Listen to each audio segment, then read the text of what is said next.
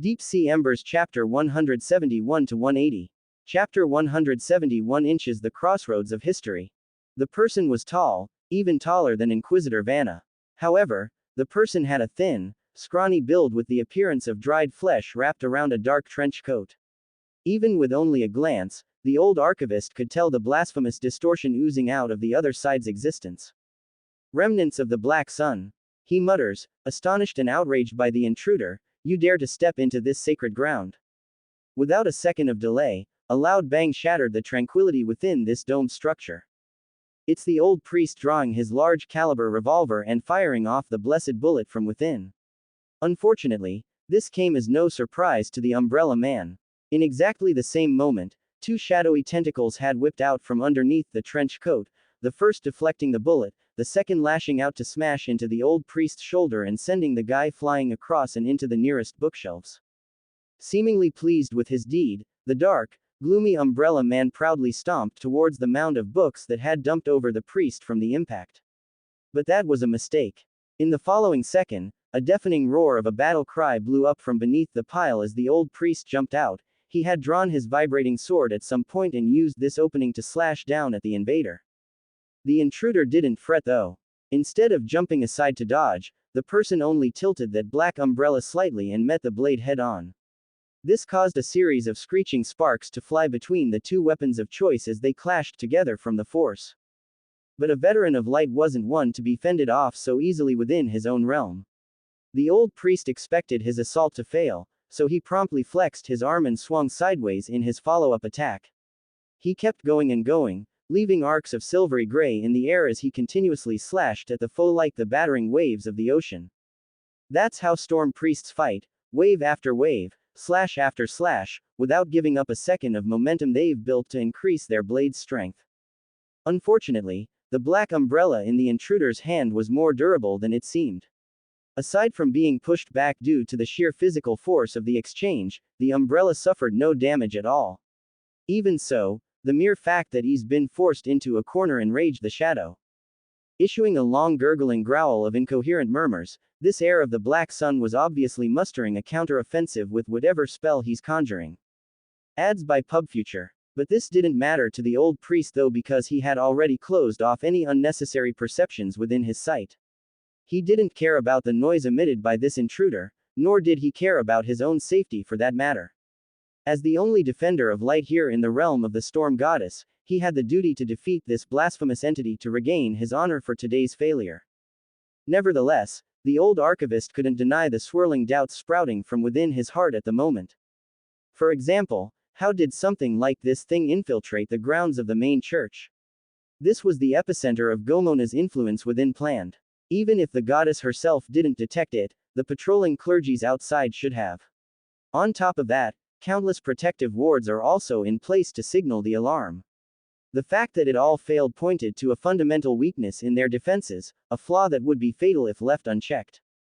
Can it be, this remnant didn't enter the church through normal means? Exactly then, a sharp whistling sound broke through the air.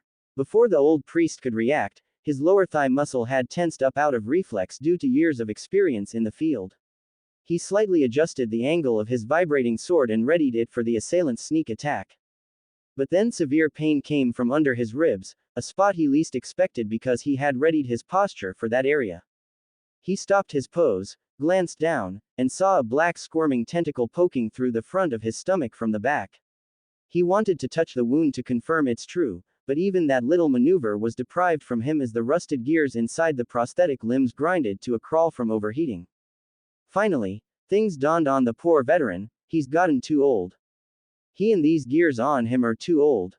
With a disgusting squishy sound, the ugly tentacles retracted back into the intruder's trench coat as he approached.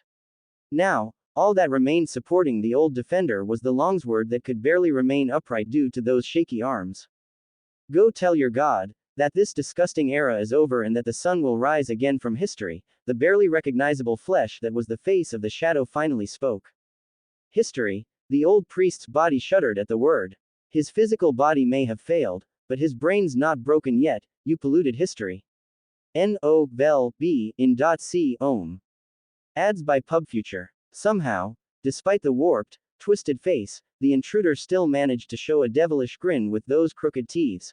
On the day when the fire rose, the wishes of us all were granted. The remark didn't reach the old priest's ears at this point though. The wound had been lethal, and it had caused the poor fella to begin his departure into the afterlife. His time was near. This outcome bored the intruder due to losing his only audience. Then, as he's about to re-hold his black umbrella and leave, something unexpected occurs with his back turned. A loud roaring grind of metallic friction had suddenly ramped up, followed by the pressuring noise of oil pumping and steam whistling. Swinging his head around to check, the intruder was taken aback by the blistering sword coming down over his head. "Goddess, please bear witness," the old priest yelled with a look of absolute devotion. His entire body felt so weak right now, but his soul burned with the ferocity that no evil could tarnish. He's the sword and shield of mortals. When the darkest moment befalls his realm, it's his duty to shine at his brightest, right up to the last second of his life. No matter the cost, no matter the price, he will pay it. Due to the abrupt nature of this turnaround, the old priest finally landed a critical blow to the shadow, slicing him from the head down and into two. This should be lethal to any ordinary foe, but this was a Sun Heir, the vilest and most evil of those out there. The severed halves suddenly emitted a disgusting sound of flesh and blood squirming together. Afterward, tiny tentacles shot out from the wound and merged the body back together like he was never harmed. This dashed the last glimmer of hope in the poor defender's eye. That's his last struggle, the last glorious fight for the light, but he could do no more. The goddess did not abandon him and blessed him with strength for the last blow there, the proof of another miracle. But even so, it frustrated him to no end knowing he couldn't fell this abomination. After several seconds later, the intruder was now up again and ready to exact revenge for the insolent struggle. Extending the tentacles out, the umbrella man bared his teeth and was ready to rip apart the opponent for good. He didn't like surprises, least of all from a storm clergy. Unbeknownst to the assailant though, something else was occurring beyond the boundaries of the archive. In this twisted and warped reality, clusters of green flames had engulfed much of the crumbling ruins of Planned, seeping into every facet of the city. Now, the only parts left untainted were none other than the church grounds, and even that wouldn't be true for much longer. That's the sort of picture the old priest saw in his final moment before moving on to the afterlife, the green flame driving up from behind the unaware assailant. How should he describe it? It was like a hound finding its prey, and its head was now baring its fang at the perfect moment to strike. This confused the old priest dearly, of course. He didn't know if this was real or just a hallucination on his part, but if it was real, he could only applaud with satisfaction. The umbrella intruder thought he had won today, but no, the serpent-like green flame had silently bit down with such a force that it trapped the twisted man in it like a cage, a burning hell as he melted away. If the old priest could still hear his surroundings, he would be covering them from the horrific screams of panic and terror due to this execution. And then, everything went quiet again. The sea of fire faded like it never came, the polluted history temporarily returned to the depths of the curtain, and the archive, located between the crossroads of two different histories, fell into a dead silence. No one visited, and no one knew. Whatever happened today, it's gone forever. Welcome to Fanfic Audiobook, your go-to place for immersive audiobooks. If you enjoy the content, don't forget to like the video and subscribe to our channel for more amazing stories. Chapter 172 Inches Vanna's Discovery. Vanna stood quietly in front of the stairs leading to the underground sanctuary, her eyes locked onto the black door that had just been restored before everyone's eyes. 3 hours earlier, she had led the team to the deserted chapel and examined the interior. It was business as usual. Warm with bright lights, a silently praying nun, and a clean and tidy pulpit. 2 hours ago, she got rid of the nun who was obviously abnormal before leading the guardians to the underground sanctuary here. After prying open the black door, that's when she saw the truth. A dark underground space, a sword-wielding nun who seemed to have died in battle not long ago, traces of combat all over the walls and floors, and the missing intruders. 2 minutes earlier, she had completed a detailed investigation of the underground chapel, and together with her subordinates, they had taken the deceased nun out of the underground chapel and prepared to send the corpse for autopsy and burial at the main cathedral.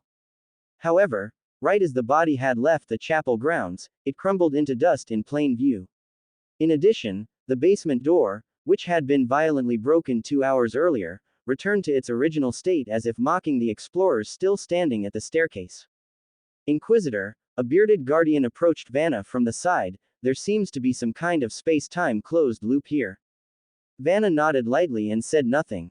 What came to her mind then wasn't how freaky the chapel was, but rather the words she heard from the terrifying Captain Duncan, who invaded her dream last night.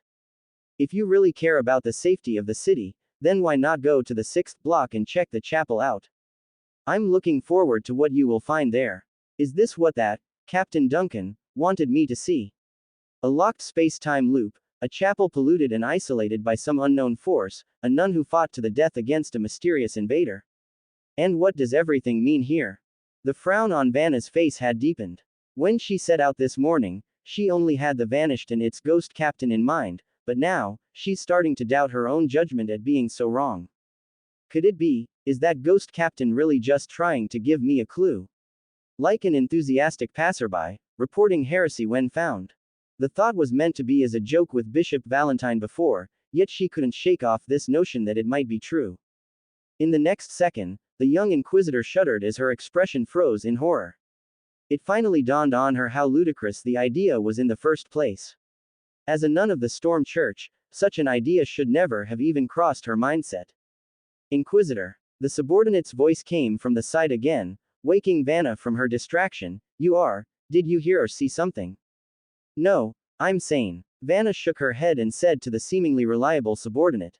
She knew that this subordinate had been in contact with Bishop Valentine before departure, and most likely charged with supervising herself during these trying times. Naturally, the lady didn't have any complaint about the arrangement. In fact, if she was to be shackled during the operation, it would still be normal in her eye. The time and space here have been reset. Shall we go down and take a look again? The subordinate asked again. Vanna faintly sighed and shook her head. What is the situation with the fake nun inside the main hall? She's still praying, said a guardian who had just returned from the main hall, as if any of our activities outside is unrelated. I see. Vanna nodded slightly, her gaze falling onto the black door leading to the underground sanctuary.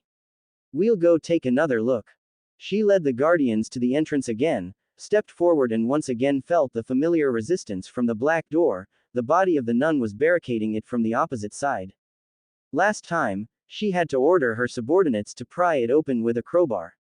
This time though, she intends to do things a little bit different. First pressing her hand against the door panel, she takes a gentle breath before clenching her hand and starting knocking rapidly. Within a hundredth of a second, the entire door vibrated at a speed imperceptible to the human senses. Next thing they knew, the solid barricade had crumbled into a pile of dust like its magic. This was the easiest and quickest method of removing the obstacle without damaging the nun's body on the other side, which did the job as the nun fell over from the lack of support. Only after all this was done and finished did the guardians hear the hum of the vibration, a sound that penetrated into their brain and dissipated in a flash.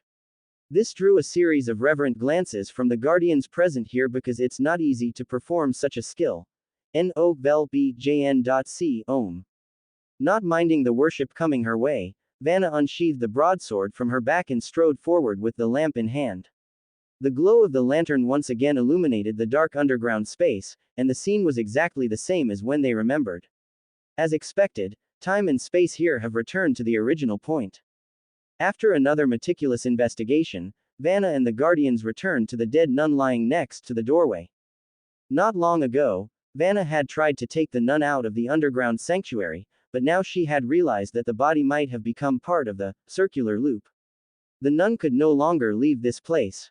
Quietly gazing at the nun's blood-stained face, Vanna didn't know how long she had been pondering before she suddenly whispered, "Are you still fighting in this cycle?" A brief silence fell over the underground sanctuary over her words. That was until the voice of one of the guardians suddenly broke the silence. "Inquisitor, what do you think she was fighting against?" Vanna contemplated the possibilities, and after a long while, she raised her head and analyzed the existing information one by one.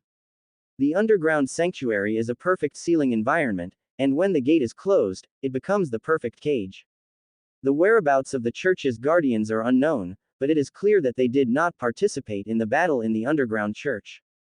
The nun locked herself here and came in with a weapon, which shows that she foresaw a battle before entering. There are no traces of the intruders left here. Considering that the space-time here is a closed structure, the intruders should also be constantly looping along with the nun. If this is true, the intruders should have been inside when we entered regardless of their speed. The guardians next to her listened to the analysis before one of them suddenly reacted. Only under one circumstance will the priesthood take the initiative to block themselves off and prepare for the final battle, like this. Yes, there is only one situation that can warrant such drastic measures, Vanna said softly. Slowly standing up, her expression turned grim, when the priesthood discovers that a subspatial door is about to open from within their soul. Subspace invasion, another guardian exclaimed in a low voice, she's here, to fight the shadow from within. But how is this possible? This is a church, and no one has ever received an alarm from this branch, Vanna finished the sentence for her subordinate. Of course, she knew how wrong that sounded. The priesthood who is completely polluted by subspace will become a carrier and open the door for evil to use. However, there is usually a process, especially in an environment like the church. Even if the matter is urgent, the watchman here should have had the opportunity to sound the alarm to those outside. However, it appears the contamination progressed so rapidly that she couldn't do anything else aside from grabbing a sword to lock herself away. Speaking of this, she paused and added another theory that just cropped up. It may also be that the alarm was issued, but due to the interference of subspace, the alarm never reached the main cathedral outside. But this is not a sailing ship out on the sea, the guardian next to her muttered in disbelief. This is land, and the church is under extensive protection. How can the power of subspace corrupt a priest so quickly and cut off external communication of the entire region? You're right, something terrible occurred here. I can sense this the second I entered. Vanna glanced around the underground room by using the lantern's light. Even from her distance, the walls and pillars making up the space was oozing with sinister secrets that she couldn't fathom. If subspace did pollute this chapel at some point, where did it all go now? Chapter 173 inches. The fire is spreading. The pollution of subspace does not subside on its own, just as justice does not assert itself. After so many years of fighting the distorted shadow of the deep sea, Vanna knows this all too well. If this chapel had been polluted by subspace, and the nun on duty in the church had already lost in the event, then what invaded here would never have died on its own. Considering the weird remnants of the nun in the church's main hall and the atmosphere that was not quite right in the entire sixth block, the door to the underground sanctuary obviously failed to block the intruders inside. In that case, where did the invading subspace forces run off to? Vanna raised the lantern in her hand that's filled with the whale grease containing divine power. Wherever the light shone was what she saw, blade marks and bullet holes. It's as if someone had a story to tell by writing down these markings. Writing. Vanna furrowed her forehead as a jolt zapped her brain. If the nun had foreseen her death when she closed the door, wouldn't she have tried to leave a message to those coming to investigate later? That's the basic taught at the priesthood. Examine everything here again. She raised her head abruptly and instructed the guardians beside her in a loud voice. Check all the details. Sword marks, bullet holes, blood stains, all of them. This sister probably left some kind of message before she died. Yes, Inquisitor. The guardians moved with swift familiarity. They each carried a lantern of their own, so it didn't take long to cover most of the underground sanctuary. Vanna herself was certainly not idling either. After realizing that the fallen nun might leave a message somewhere, she returned to the place where the other party had initially died. Her first point would be the ground and walls near the main doorway beside the stairs. As to why she doesn't believe the message would be on the destroyed door, it's rather simple. The runes used to put up a protective ward were also on the door. If the deceased nun had written something over the runes, it would only decrease its potency. Vanna crouched down next to the nun and carefully examined the whole body. Then, going by the posture and orientation of the body's position, she's able to figure out the angle at which she was leaning before they came inside. Using this knowledge, she crouched down to the most likely spot to investigate. Suddenly, her movement stopped at a spot next to the nun. There's a series of small sword marks, which at first glance seemed to be just a messy depiction made by a dying person holding a sword unsteadily. In previous inspections, Vanna and her subordinates had dismissed these findings as nothing, but this time, the young inquisitor finally realized that these seemingly messy scratches were actually a message that had been repeatedly carved at after failing to get an imprint on the first try. Here, she raised her head and shouted to the guardians who were searching around, 1885. Turns out the message was just a string of numbers. The gathered men all stood beside Vanna right now, their faces obviously unable to figure out why the nun would go to such lengths for this number. Eventually, it was the bearded guardian who asked with a confused voice, Inquisitor, this string of numbers, Inquisitor. He saw the stunned look on Vanna's face then. The latter's eyes had widened the moment she saw the number and couldn't contain the shock of what the message implied. Vanna did eventually wake up to the cries of her subordinates. Taking a sharp gasp, she promptly recalled back to the memory of her rummaging through the archives alone. She remembered finding strange records of heresy worship, remembered taking out the files of 1889 and earlier, and the missing 1885 records. It was 1885, she's reminding us that she actually died in 1885, Vanna muttered softly and caused a series of weird looks among the subordinates. But why did she emphasize this specifically? The bearded guardian still didn't understand. In order to prove that she didn't die in 1889, Vanna said subconsciously, but as soon as she was halfway through the sentence, the lady realized something was terribly wrong with that theory.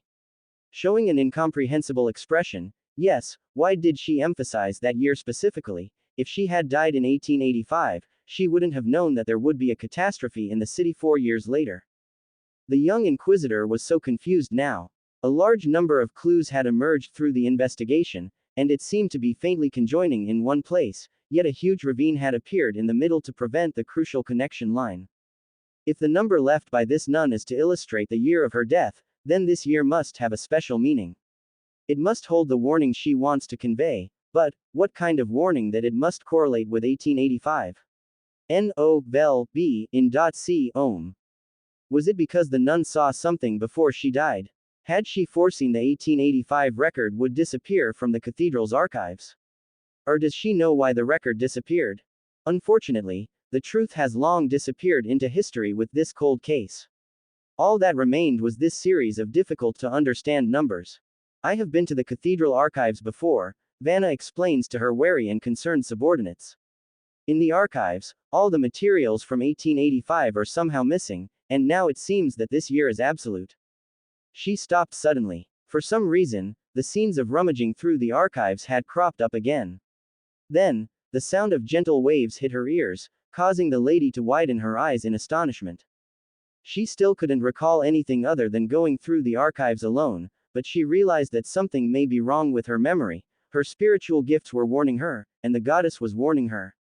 Back to the cathedral, she suddenly orders, I'm going to the archives. The guardians all looked at each other, not knowing what could cause the inquisitor to become so alarmed. Even so, it won't hinder them from following orders. Just as these guardians were about to leave, one of them glanced down at the ground next to him, which caused him to exclaim, the numbers are disappearing. Vanna immediately followed the directed voice and choked at the sight of a subtle green spark vaporing up into the air. Imagine a pencil mark being erased from a piece of paper. That's exactly what's happening right now. The pencil marks are the numbers left by the nun, and the eraser would be the ghostly green flames. At this moment, endless speculations appeared in Vanna's mind, including the theory about the vanished and its captain being involved. However, she still couldn't figure out why the flames would erase the clues in her face like this. She's already seen it, so what's the point in doing so now? I must return to the main cathedral immediately.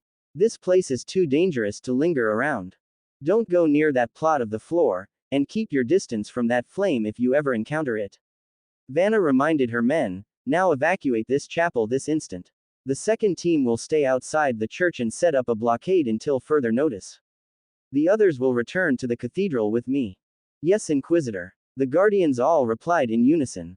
Vanna nodded before issuing another order. In addition, inform the standby troops in the neighboring block to barricade the entire 6th block. Done with the arrangement, the lady began leading her team back outside. First, they went up the stairs, then through the chapel's main hall. However, right as they're passing the goddess statue, one of the more youthful guardians had subconsciously glanced to the side out of reflex.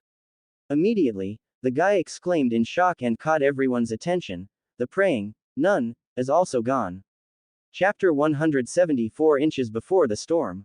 The nun praying quietly in front of the statue had disappeared, leaving only the bright gas lamps illuminating the empty hall. Of course, Vanna knew that the nun was probably non-existent. From the very beginning, the other party's body had obviously died in the underground sanctuary many years ago. The one praying in the main hall was likely a phantom, an echo still lingering due to the corruption. There's nothing in the corridors and rooms either. The last two guardians who had gone to search returned with this finding. Vanna's brow furrowed as she pondered what this implicated. The phantom disappeared, but when did she disappear? Was it the second time we entered the underground church? Or was it after we discovered the string of numbers beside the body? Or, the moment when the green flame erased the message? The former likely mean we disturbed the illusion by seeing through to the truth. If it's the latter, it must be that ghost captain making a move. Enough. I need to get out of here and inform Bishop Valentine of the current information I have. Afterward, investigate the archives to confirm why I'm getting such a strong warning from the goddess. Vanna quickly led her team out of the church and came before the steam cars. But right before entering, she glanced back and saw the dilapidated church and the white dove perched atop the spire. For some reason, she couldn't take her eyes off of that bird, the only sign of life in these parts. Why is this dove still there? Vanna couldn't help but mutter in her heart. However, she quickly squashed that doubt and arranged for everyone to depart. Overthinking something so small was unlike her, especially when she's been compromised. Ads by PubFuture. Meanwhile, the white dove had also taken to the air with the rumbling of the steam cars. She did not fly far though, only to a nearby alley that was out of view from the guardians. Following a swoosh of green flaming vortex, Duncan stepped through the burning door that I created for him. It was the right call to pull the lid off this matter. Compared to Shirley and Dog's investigative abilities, having professionals take a look is far more yielding. When close enough, Duncan could directly monitor the movements of those he imprinted beforehand. In the case of Vanna, he's already reinforced the connection during the last visit to the shop, therefore, he could hear and see everything she did within the chapel earlier. Right now, the man's sorting through the information he obtained in his head. So the nun likely didn't get attacked by an intruder, but instead she had to fight against her own doppelganger from subspace. And a clergy can become a direct gateway into the real world if corrupted. That's something new. The last bit was the most concerning for Duncan amongst all the intel he had obtained thus far. It surprised him and confused him because it didn't really make sense. Duncan didn't know much about the gods of this world and their churches. But nevertheless, he could confirm the position of these religions was on the side of order and light based on his observation. The fact that a clergy of such a righteous faction could fall so deeply if they slipped was worrisome. But most of it begs the question of why. It appears the connection between the subspace and the real world is more complicated than I first thought. In addition, there is the number, 1885, left by the nun. If Vanna's judgment is correct, the nun died not in 1889 but in 1885, and the chapel should have been consumed by the distortion since that year. No vel bjn.c ohm. What does this all mean? Duncan's thoughts process was getting muddy by all the contradicting new information. Heaving a long sigh, he rubbed his fingertip and summoned up a cluster of green flames. He could clearly feel the ghost fire spreading beyond the curtain on the other side due to the constant feedback. This was his third puzzle. Unlike Vanna's theory of him interfering and wiping away the string of numbers from the floor, he didn't. In fact, the guy was more confused than the lady in this regard. The reason? It's because the feedback he's getting wasn't from the present but from 1885 itself in the past. Duncan fell into a sudden stupor at what this hinted. Maybe, it's not an illusion. For some reason, he suddenly recalled the first time he studied Alice's coffin box and how the Frost Queen spoke to him. Please don't pollute history. Duncan's face sank like a murky puddle at remembering another sentence he heard not long ago. Everything in this world can be polluted except subspace. Vanna made it back to the cathedral in record time. She wanted to confirm what was going on in the archive and why her memory was in discord. However, she still made sure to meet Valentine first to give the old man her report. After listening to the Inquisitor's story, Valentine didn't comment and only furrowed his forehead in deep thought. After a good long minute, he finally spoke like he's getting a toothache. Subspace is truly the most troublesome type of trouble. As we prepared to leave, the string of numbers pointing to 1885 in the chapel and the nun praying in the main hall was gone. It's possibly related to the power of that, Captain Duncan, Vanna added, but we did not stay in the church for fear of the contamination spreading. You are right to be cautious, Bishop Valentine nodded slightly. We cannot be certain of that ghost captain's attitude, and now it seems that although he did provide us with an important piece of information, he also erased some clues at the end. In any case, he is not our friend. Vanna pondered for a moment and met the old bishop's gaze. Is there any reply from church headquarters? Have you reported the situation to the Pope? Valentine nodded firmly. I have reported all the situation here to the Central Storm Cathedral, and Her Majesty the Pope has said that she will send support as soon as possible. As you know, the church's ship is still far from planned. It is difficult for even the fastest clipper ship to arrive in a few days, so, be prepared to be on our own if worst comes to pass. As he spoke, the old bishop sighed softly and turned to gaze at the statue of Gomona. Disaster is brewing, and we do not know when it will break out. Whether our plan can wipe away the haze will depend on our ability. Chapter 175 inches. Dark clouds overwhelm the city. The sky had become overshadowed by thick clouds at some unknown point, therefore, it's uncomfortably gloomy as the cold air poured into the city, piercing into the bones of the citizens on this island. Old Captain Lawrence first noticed this weather when he walked out of the church's doors. Shuddering as he shrunk his neck in, he glanced up and mumbled, "Darn it, what back luck. My observation period just ended, and I'm going to get soaked during my walk home, NOVELBJN.C. Ohm." Like the old captain of the White Oak assumed, other pedestrians are hurrying back to their homes due to the impending rain. They had clothes to collect, children to pick up, and storefronts to pull in. However, Lawrence was different. In his mind, he only had his grumpy wife waiting at home to scold him. For a moment, he's not so sure if he wants to go home anymore.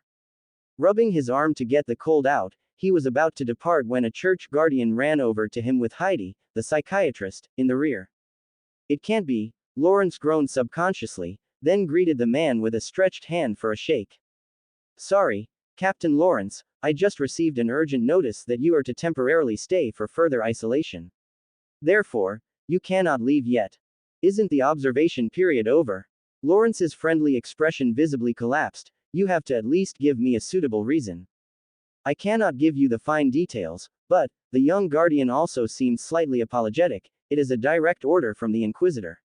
The situation has changed. All folks who have had contact with the vanished are to be kept within the church grounds. The corners of Lawrence's mouth twitched profusely at the name. He didn't need to be told why after hearing that infamous ship's name. Keeping his poor mood down so it doesn't show. I get it, but who will explain this to my wife? Sorry to interrupt. Heidi's voice came from the side before the old captain could finish. Do you have any concerns? Lawrence turned to look at Heidi. During the quarantine, he's dealt with the young psychiatrist several times, so she's not new to him. Softening up in his voice, I have been away from home for far too long, and my wife is not a gentle person. I denied the last shipping order to take a vacation. You can't expect me to spend half of it in isolation within the church and the other half in bed for rest. Ads by PubFuture. Indeed, no one wants to encounter such a thing, Heidi sighed, showing empathy due to her own vacation being ruined. Then pulling out a glass tube of something from her medical box, but now things are more complicated. It is better to follow the instructions of the cathedral first. Don't worry, someone from the church will contact your family in your stead. What is this? Lawrence took the potion tube and glanced at the liquid inside with some suspicion. No matter how often he goes through this, having someone pull out weird stuff from their suitcases will always creep him out. Something to calm, soothe, and enhance your mental protection, Heidi said casually. It's to help you with your next stage of quarantine. Damn, there's no getting out of it then. Lawrence felt a toothache coming when he heard the next stage of quarantine. Then popping the plug, he chugged the bitter potion down in one full swing before returning the bottle. The effect of the potion came fast, causing the old captain's gaze to dilute several times like someone taking a drug. Of course, he's not high or anything, but he's definitely calmer in viewing things. Do you need me to send you back? Heidi observed the old captain's expression and asked in a soft voice. No, I know the way. Lawrence's mood was a little low, but he quickly shook his head to remove the damp air. It's not too bad to sit around. At least I have a few sweet nuns to talk to back inside. Without batting an eyelash, the old captain swung around and began heading toward the two guardians already waiting at the door. Mr. Lawrence, as a psychiatrist, I still have to advise you that it's about time to retire. The boundless sea is not good for your mental health. Heidi's voice sounded from the rear before the old man could step inside. Lawrence did reply to that though, only waving his backhand to indicate he got the message. This drew a series of respect from the dock and guardians in the square. They have read the reports and know about Lawrence's family situation. Miss Heidi, do you know what happened? A guardian eventually couldn't resist asking. Rolling her eyes, you are a member of the church. If you don't know, then how am I supposed to know? I'm merely the external consultant sent by City Hall. But you and the Inquisitor. Ads by PubFuture. She didn't tell me anything, and I haven't seen her since yesterday. Heidi shook her head before showing a curious face at the guardian in front. But I did hear she suddenly issued a large number of orders for an investigative operation. This morning, a team of priests even went to City Hall to request a bunch of files. Yes, a lot of investigative tasks. The guardian sighed, old files, visited communities, checked a lot of old accounts, and went to the port to set up monitoring on 12 fries cellars. Heidi. So now even we're guessing, the guardian sighed before looking up at the clouds. Gee, this damn weather. Morris, the old historian teacher, sat at his desk while brushing the rough edges of a heavy book with his fingers. He's trying to calm down his head, which he did to the point of being able to hear his own heartbeat. Seeing the timing was right, he looked down and flipped open the scriptures belonging to the God of Wisdom. After completing the most basic self-hypnosis and mental reinforcement by reading from the page, he lit the candles and incense on the table. Then through the mirror on the altar, he could see his reflection that showed a no longer young version of a charismatic man with a self-deprecating smile. I've gotten old, good thing I could still perform the fine details of this ritual. The crackling sound of the candle fire gradually faded, and the smoke rising from the incense slowly condensed into an undispersed cloud above the mirror. This blocked the senior's vision, making him unable to accurately see his own shadow in the mirror. I turned my back on you for 11 years, yet you're still willing to take care of me. Morris sighed when he saw that the ceremony had been completed so smoothly. Do you still have any expectations for me? The room remained quiet, with only Morris talking to himself. Nevertheless, the next reaction from the old historian showed he's received the divine guidance that he sought. He had opened the drawer and pulled out a bracelet made of 12 colorful stones. Morris hesitated initially, but then he steeled himself and put it on. Immediately, as if washed over by clarity, he felt the curtain shrouding his head for so many years finally lifting. He glanced at the layering smoke in the air, then huffed a grunt before pushing the door open to leave his study. Heidi wasn't home, and the empty mansion seemed exceptionally desolate. Of course, his wife was still in the bedroom down the hallway, but he didn't dare to look in that direction in his current state. With a gulp, the old historian practically fled the estate and dashed into the steam car parked outside the courtyard. His destination, the lower city where he visited the antique shop. Meanwhile, a white dove was speeding over the low, old buildings of the lower city. Eventually, the bird flew into the second floor of Duncan's antique shop, where she bloomed into a plume of green flame to form a gateway. Duncan had returned to his abode through eyes teleportation again. First glancing out at the bad weather through the window, he shifts his gaze to the clock hanging on the wall showing the hour. Since he still had some time before Nina came home from school, this gave him room to think about what to do next after the large harvest. Chapter 176 Inches A Warm Family. A while later, Nina's figure appeared in Duncan's sight. The girl trotted over with a pleasant smile after seeing her uncle sitting in a daze in front of the antique shop. Uncle, I'm back. She waved her hand to say hello. Waking up from his musing, Duncan put his thoughts aside for the time being and got up to greet his niece. However, he was startled by the girl's panting appearance and frowned. Didn't I give you money for the bus? How come you still ran home instead? Nina kept panting until she finally gathered her breath. Then scratching her head in embarrassment, she rummaged through her bag and pulled out a small paper bag. I was passing by Dr. Albert's clinic when I came back. Duncan took the package and squeezed it, realizing it was a couple of pills inside. Dr. Albert said you have been using alcohol for a long time to relieve pain. Although your physical condition is improving and you have successfully quit drinking, people who drink for a long time are prone to adverse reactions once they forcibly quit, Nina explained in a low voice. This is a drug used to reduce alcohol withdrawal. If you are not feeling well, you can take a tablet. In addition, Dr. Albert also said if your health has not deteriorated lately, you can stop taking the medicine from before. But it is still recommended that you visit his clinic for a thorough examination. Duncan silently listened to Nina's whisper that's borderline cautious. He knew what she was trying to do, so he waited until she finished before placing a hand on the girl's hair and ruffling it. Uncle. Nina raised her head suspiciously but saw Duncan's expression had grown considerably more severe. This left her a bit uneasy inside. What's wrong? Are you not feeling well? I'm fine. Duncan suddenly laughed and bent down to eye level with his niece, but don't use your bus money to buy me medicine in the future. There is no shortage of money at home now, and you can keep more pocket money in case you want to buy something. If you don't have enough, come tell me. Nina showed a stunned face at this. She's always felt something was different with her uncle and couldn't figure out why, but now she's starting to understand. With a nod. Oh, okay. Then she thought for a moment and poked her head towards the inside of the shop with a hopeful face. Uncle, then, can you teach me how to ride the bike? You said I can after school. Ads by PubFuture. It's not a good time right now. Duncan raised an eyebrow. It might rain soon. But we're right at the door, Nina muttered but didn't give up. We can go right back inside if it does. Duncan chuckled at the girl's insistence and nodded helplessly. Okay, put away your bag first before we begin. We can only practice for a little bit before stopping.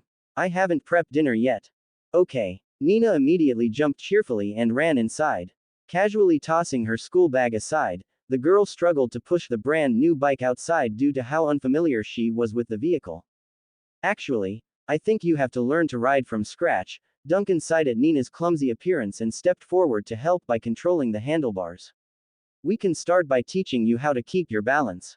Don't worry, I will keep my hands in the rear so that you won't fall. Nina nodded obediently. After Duncan helped onto the seat, she grabbed the handlebar and clumsily pedaled the wheels like she was tackling the most challenging thing ever. Uncle, you must hold it. Don't let go. Okay, just trust me. A slightly salty and cold wind blew through the old streets of the lower city, rolling up fallen leaves and flying dust among the low, dilapidated buildings. Matched this dreary mood with the dark clouds looming overhead, it's giving this neighborhood an ominous and heavy atmosphere. Yet, despite this, the jingling bell and giggling here brought a ray of life to the street. Nearby, a black vintage car had just stopped in the open space around the corner when this was happening. Mr. Morris had just stepped out of the vehicle in his short top hat and long overcoat. At first the old historian only had the antique shop in his eye, but as the uncle and niece were practicing out in the open, his attention was soon drawn toward the sound. It's such a warm scene, a child and her guardian spending time together as a family. As an outsider, he shouldn't be involving the innocent. However, he also remembered his own daughter after she visited. Heidi only spent an afternoon here that day, and the protection had been activated. As a father, he couldn't turn a blind eye when something posed a danger to his only child. May wisdom give me insight, enlighten my mind, see the truth, and see through the fog. Morris whispered this prayer after pulling out a monocle from his pocket. He placed the item over one of his eyes to let the blessing work. Immediately, Morris fell into a trance as he stared in the direction of the antique shop, the runes on the frame glowing due to the magic. Ads by PubFuture. May wisdom give me insight. He whispered the chant again and clamped the monocle onto one of his eyes. This scene repeated again and again for several times until a gush of the cold wind changed the sequence. Shivering, Morris rubbed his shoulders out of reflex to warm up. That's when he finally noticed the bracelet on his wrist. It should have 12 colored stones when he brought it out. He remembered this clearly. However, the bracelet now only had 8 stones left. 4 were missing. Freezing as if struck by thunder, Morris found his heart pounding in fear as his blood turned cold and numb. He knew what this meant, and as if on cue to his horror, the giggling delight of a girl's voice caught his ear. Uncle, you mustn't let go. Ah, it's crooked, the bike is going to fall. A middle-aged man with a gentle voice replied happily, I'm holding it, don't pedal so hard. You can straighten it back if you keep the handlebar straight. Now slowly pedal while keeping your posture. See, you're not falling. You mustn't let go. I'm going now. Don't worry, I'm right behind you. Unlike the two voices, Morris's ears were hearing more than just a simple conversation. In addition to the niece and uncles, he also heard the static sound of countless murmurs mixed within. Rigidly turning his head, the old historian's gaze eventually fell upon the open space in front of the antique shop. Strong warning signs welled up from his soul, and the bracelet of the remaining 8 stones made a low and strange rumbling as if whimpering. Then each stone became scorching hot, trying vainly to pull a drowning man back to the surface. Of course, Morris also fought the temptation to look, but his body was having none of it. That's when he saw it. The madly wriggling vortex of light and shadow, a crumpled mirror that seemed to reflect all of time and space simultaneously. It's a giant, a huge being comprising of starlight in the form of a human carefully bent over to support a certain, November LBJNN. Honestly, if Morris hadn't seen it himself, he would certainly not believe it. Right now, that being was helping an arc-shaped flame ride a bike. Then, the whole world went quiet for the old historian as his consciousness faded into darkness. Chapter 177 Inches Critical Point. After a loud bang, the whole world fell silent. Morris felt his consciousness drifting as if he had completely detached from his body. He didn't know where he was, what year it was, and even for a split moment, he had even forgotten his own identity. In his mind, the old scholar only saw endless nothingness that's surrounded by a turbulence of light and shadow. It took Morris a very, very long time to reassemble his fragmented soul. Then, he remembered everything, his name, place of living, job, and why he's visiting the antique shop today after learning something had nearly corrupted his daughter. The answer was right in front of him. This family was from subspace. Countless roars and harsh noises gushed forward like it's tearing the earth apart at the thought. He had just mended his soul, and now, he's about to be torn asunder just as fast. However, it's at the critical moment that a swirling mass of fog swept over him from every direction, shielding his senses from the chaos. This layer of fog was called ignorance and stupidity. One of the blessings bestowed upon him by the god of wisdom Lahem. Using this breathing room, Morris finally had the time to think and look around. From the act, he saw it, a flickering glimmer beyond the endless fog. It was a glimmer of light formed by many large and small light sources. In the center was a red light, which was the size of a human head surrounded by dozens of small blue, green, and red lights. It's like some kind of matrix, flashing rapidly without order. Yet, it somehow contained some logic and rhythm to it. These regularly flickering gleams became the anchor point that completely stabilized Morris's mind among the countless turbulent flows of light and shadow. Eventually, he also realized what these flickering gleams were. After a moment of astonishment, he's confronting Lahem, the god of wisdom himself. Every university and laboratory of the Truth Academy always has the exact identical depiction of Lahem within the sacred codex. It's described that the god of wisdom doesn't take a human form, instead, he's a series of shimmering lights beyond the boundaries of the fog. Lord, Morris stirred with intense emotions as he quickly kneeled in servitude, are you here to guide me? Those flickering lights did not respond to the old scholar. Instead, the lights issued a low sonic tremor that directly entered the old historian's head. Return, contact, understand, pass on. Morris stared at the light in astonishment. He couldn't understand Lahem's will, but the elusive god of wisdom did not allow him to inquire further. A strong sense of rejection swept over his soul in the next second, bouncing him right out of this chaotic and terrible space. His body shook, and his brain seemed to boil due to the overload of information that entered his senses at once: traffic sound, distant bells, blowing wind, and the bicycle chime. Then there was the sound of rapidly approaching footsteps, the concerned voice of a girl that sounded vaguely like his student's. Mr. Morris, why are you here? Are you all right?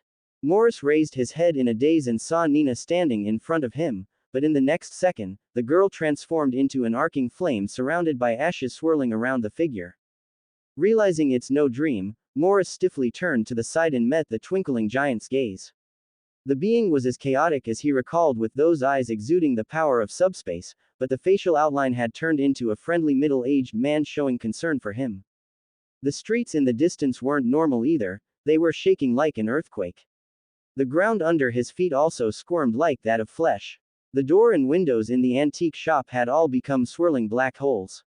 Then there's the sky. Morris had no idea how it's possible, but the entire dark weather had become a sea of flame, constantly burning, churning, and spewing occasional amorphous limbs of screeching banshees bound within that hellscape. Nearly fainting again at what he's seeing, Morris lowered his head with great difficulty and looked at his wrist. He's still wearing the protective bracelet from the God of Wisdom, but this time, there's only 4 beads left. Of all the misfortunate things to befall him today, there's one good news: the beads had stopped crumbling into dust. Whatever madness invading his soul had been kept at bay so far, and now, he's able to perceive the truth.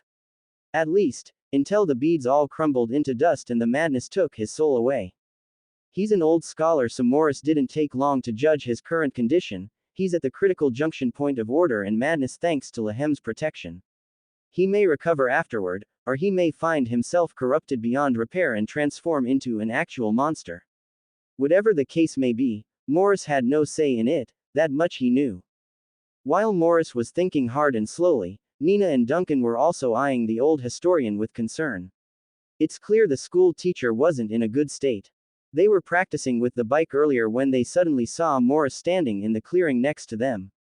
Originally Nina wanted to run over to say hello, but when she was halfway over there, she noticed that the expression on the old gent's face had gotten weird and freaky. Dullness, trance, unresponsiveness to the outside world, like falling asleep while standing with your eyes open. It couldn't be. Did he suddenly come down with dementia? Duncan muttered without confidence. Then, reaching out with a hand to shake Morris back to reality, he turned to Nina after getting no response. Has your teacher ever fallen into a daze like this in school? No. Nina shook her head and said as she stepped forward to support the old historian's arm. Teacher has always been in good health, so how could he suddenly develop dementia? We can't be sure about old folks. Duncan grabbed Morris's other arm, then glanced up at the sky, and let's not talk outside. See, the sky's about to rain. Let's help your teacher inside first before he gets soaked. Nina agreed by nodding. First bringing the dazed Morris inside, the girl swiftly trotted back out and got her bike inside as well. Meanwhile, Duncan had helped the old historian onto a chair next to the counter. The old gent was still stiff, but some light had returned to those eyes that had focused on Duncan's figure. Return, contact, understand, pass on. Morris's last surviving sanity seemed to understand these words as they echoed in his ears. Is this the will of the God of Wisdom? Have me continue contact with this existence? At this point, Duncan's figure had temporarily stabilized into human form through Morris's eye. Although the scene around the old historian is still shaky and squirming like a cave of flesh, it's at least less chaotic than the nothingness he fell into initially. Here, he could still think and feel fear. This seemingly ordinary, antique store owner was something that shouldn't exist in the real world. His own student, the girl who always smiled gently and was always sunny and optimistic, was not a normal human being either. And he, ordered by Lahem himself, was to continue to stay here and communicate with this family, despite being on the cusp of falling into madness. Despite his woes, another crazier and bolder idea was propping up in this historian's heart. He's able to peer into subspace, the forbidden zone of mortals. As someone that's versed in history, Morris knows all too well what the great of knowledge seekers did in the ancient kingdom of Crete. Through a lifetime of preparation, potions, and ritual, these brave souls would use their last flicker of life to reach this equilibrium state to peer into the forbidden zone. It's both a sacrifice and a gift of knowledge to those still living. And now, Morris was standing on this battlefield, where countless sages died in eras past. Slowly, the dazed look of the old gent changed from dullness to determination. Morris was no longer fearful but brave and strong, as all of those sages before him did when confronting evil. They are warriors of the book. They don't brandish swords or guns, but with knowledge in the book. November LBJNN. He will fight. Hello, Mr. Duncan, the old historian spoke with force as his hand formed a tight ball to subdue the urge to tremble.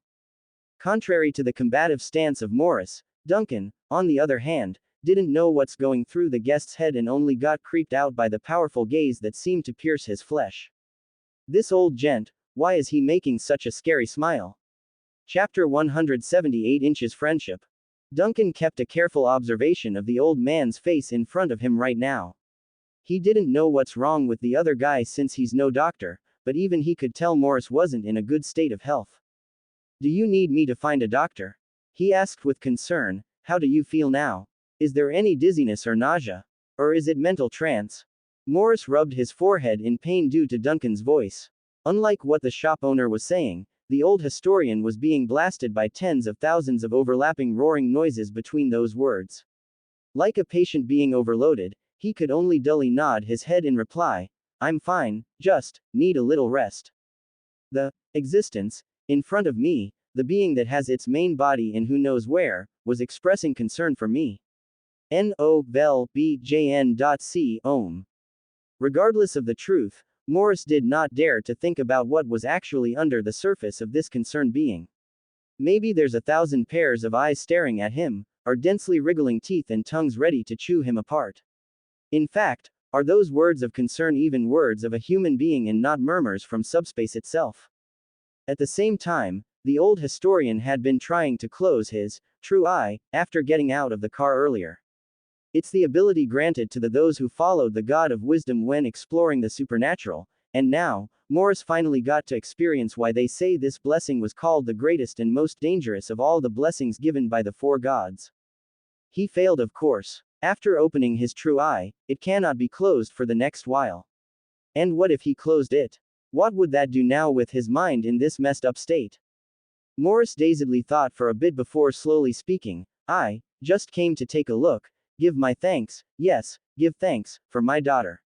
Thank you again for your help in the museum last time. She had me. He suddenly got stuck like he didn't know if he should bring up his daughter. After hesitating for several seconds, he somehow came to a decision. She asked me to deliver a letter over. It's in my pocket. Fumbling around, the old man took out a carefully sealed envelope from his pocket and handed it to Duncan, who promptly received it and opened the package to find a greeting and the report regarding Nina's mental health. This was what Heidi summed up after the last hypnotherapy for Nina, which the doc did mention the results would be mailed over at a later date. You don't have to be so polite. In that kind of a situation, giving a helping hand is merely my instinct at work. Duncan puts away the letter and got all formal. Do thank Miss Heidi on my behalf. Nina is much better now after the last treatment, and she haven't had that strange dream lately either. Morris nodded, pressed his fingers to his temples, and organized his language while guiding himself not to stare into Duncan's eyes. Are you okay these days? Me. I'm fine. Duncan felt a little baffled by the question. In fact, he's finding it strange that the old scholarly gent would open the topic in this fashion, healthy, full of energy, and in a good mood, except that today's bad weather is a little depressing. There is nothing bad. Weather. This small change in the weather can still make an evil god feel depressed. Is this a new joke that has recently become popular in subspace? Morris found his mental state gradually getting better and could even mutter the protest in his head. Uncle, I put my bike away and closed the shop door. It's getting windy outside. How is Mr. Morris? Nina's yelled over the corner where she was busy with the bike. He's much better now, but he's unable to tell me where he's feeling unwell. Duncan leans backward and saw his niece trotting over. Why don't you stay with Mr. Morris for a bit? I can send a telegram or something to Miss Heidi later. No, I'm fine. Before Duncan could finish, Morris had raised his voice and waved his hand. Don't let her know. I'm just a bit old and need a little rest. Duncan was taken aback by the old gentleman's sudden and somewhat intense reaction. He eyed Morris up and down. After confirming the other party's state and attitude, he nodded. Okay, then I won't go. Nina, go upstairs and make some soup. A hot meal might make Mr. Morris feel better. Nina blinked, a little confused as she glanced between Duncan and her teacher. For some reason, she got this strange vibe hovering in the room that she couldn't put words into. Nevertheless, she still obeyed like a good girl. Okay. The girl ran briskly up the stair and quickly faded from their ears. After Nina left, Morris felt the mental pressure slightly receding. Although this relief was almost insignificant compared to the huge pressure brought on by Duncan, he still breathed a sigh of relief. Then the old man, who deals with history all day, was quiet again to organize the wording in his voice. Was my performance just now out of place? Duncan's gaze never left the old gent's figure. At first he only assumed the other party wasn't feeling well, hence the odd behavior. However, he's starting to get a hint of familiarity in the old man's behavior. He couldn't quite put it where, so replied casually, yes, just a little bit. So, what's going on? Morris hesitated for a few seconds again before speaking in a low and cautious voice. In my profession, one is often more sensitive to the spirits due to what we work with. He merely wanted to test the water, to see what type of attitude this being from subspace held. Was he coming with kindness, or malice?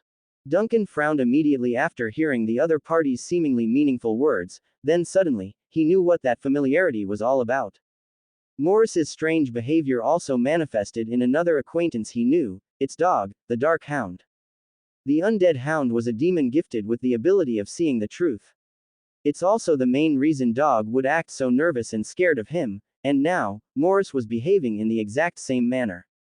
Faintly guessing at what this meant, Duncan promptly peered into the old historian's eyes for the answer. You see something you shouldn't, right? Morris hissed at being caught. But in the next second, the expected end did not come.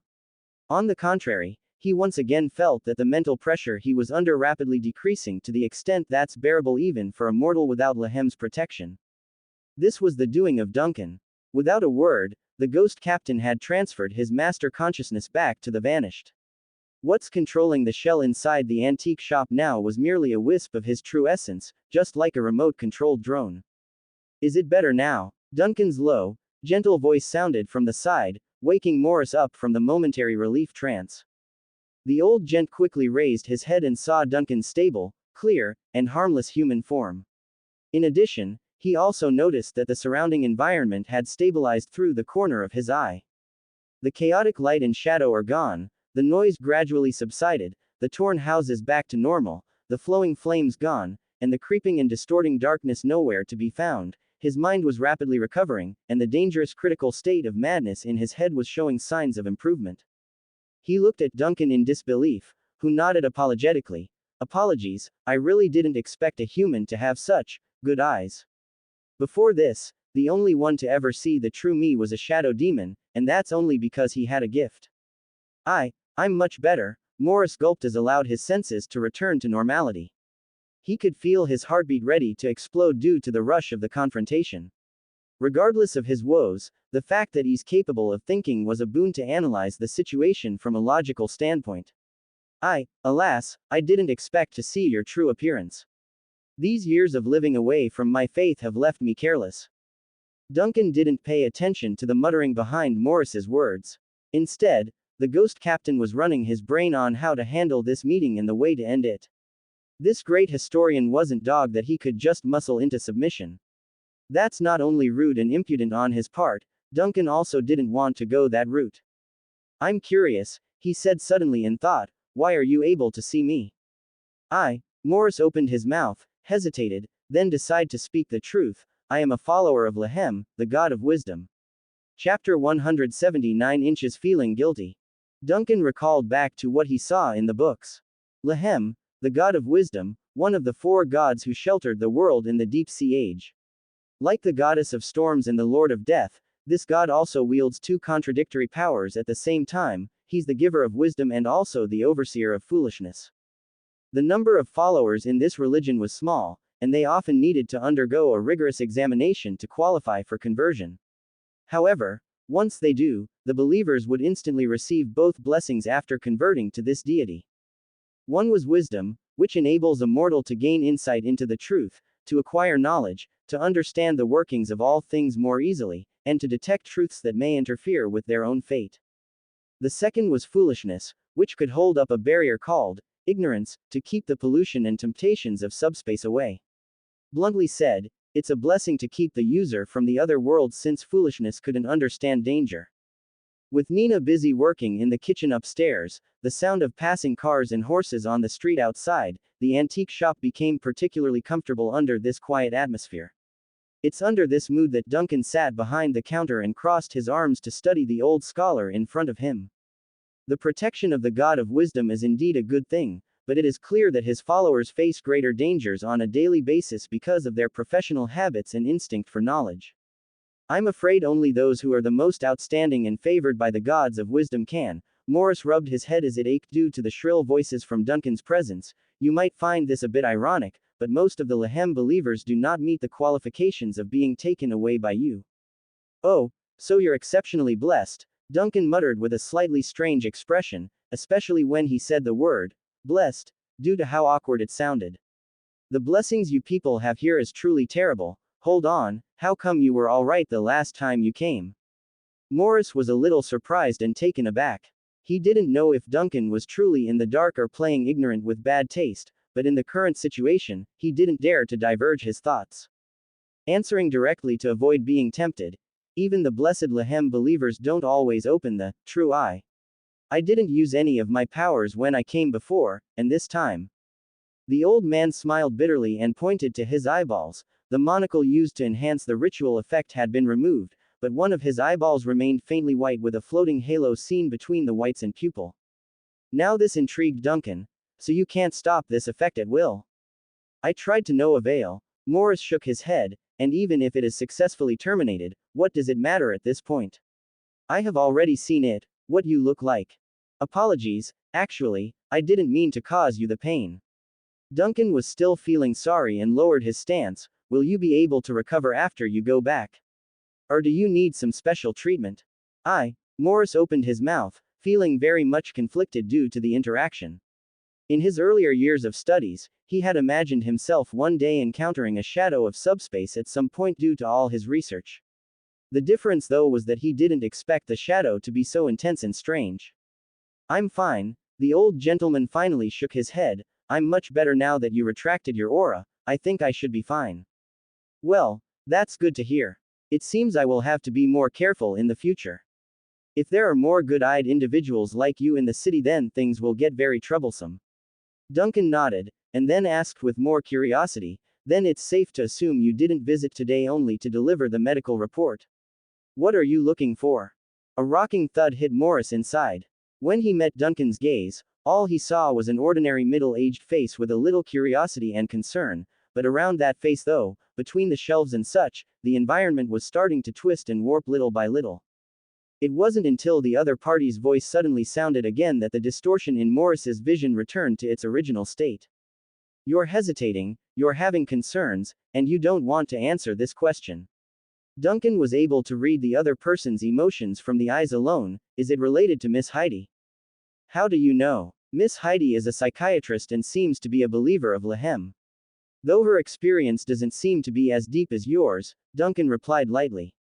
Now that I think about it, the last time she left with Miss Vanna, she did act a bit strange. Considering your reaction to my question just now, it's not hard to connect the dots. It's indeed as you said, Morris sighed, knowing that he could no longer hide it. After Heidi returned that night, I found that her mental protection had been bypassed.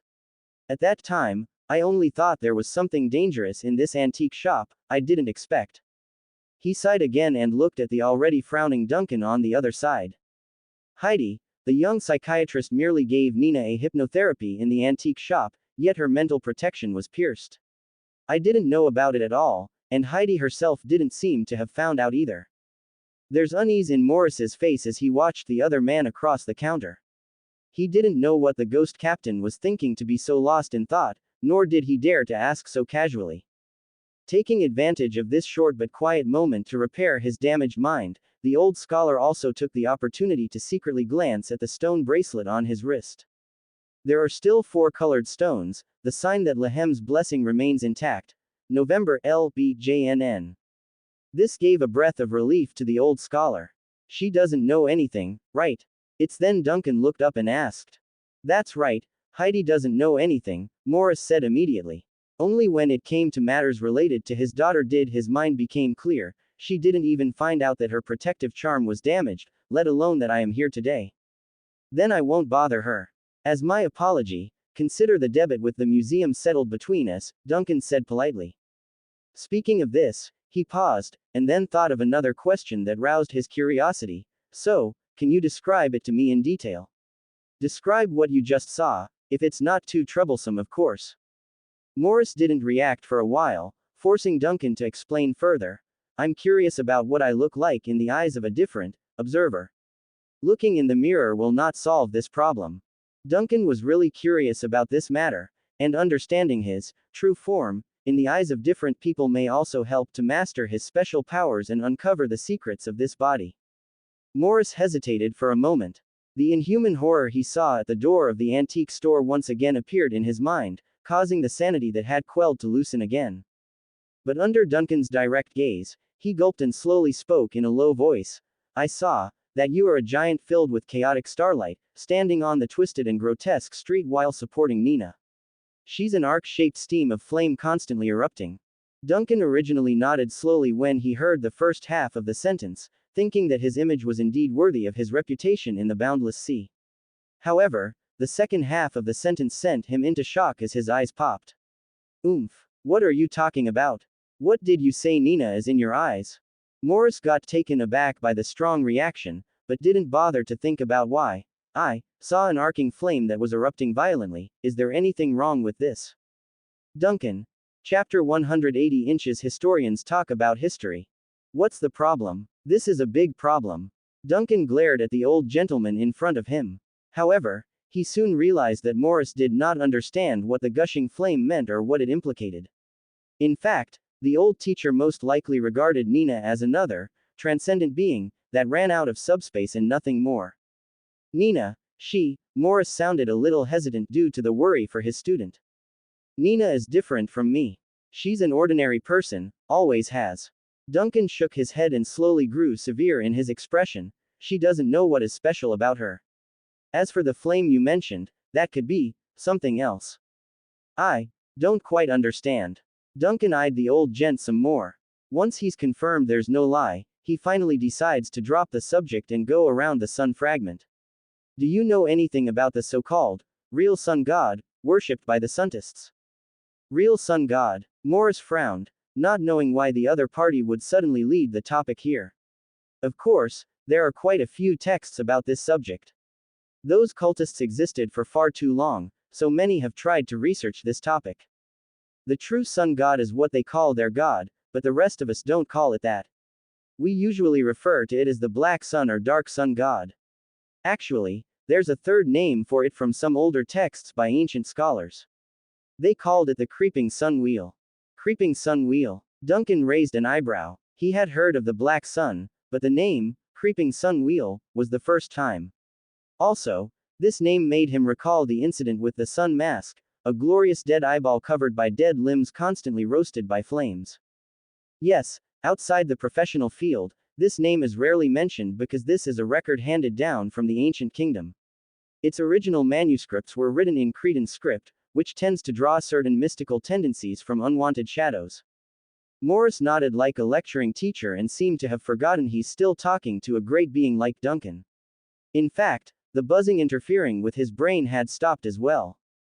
The ancient kingdom of Crete, Duncan was surprised, those cultists actually have such a long history. Yes, while this is unbelievable, those heretics do date back to the heydays of the ancient kingdom, surpassing even Vision 001 when it rose from the sea. Morris paused to ponder if he should continue. Actually, the four main churches have always been reluctant to discuss the subject, but when you consider the age of Vision 001, the Black Sun is in fact older. Duncan didn't say anything for a while because he didn't expect to get this bombshell so suddenly. Turns out the four churches are the blasphemous ones, and the suntists are the actual righteous cause if going by status and age.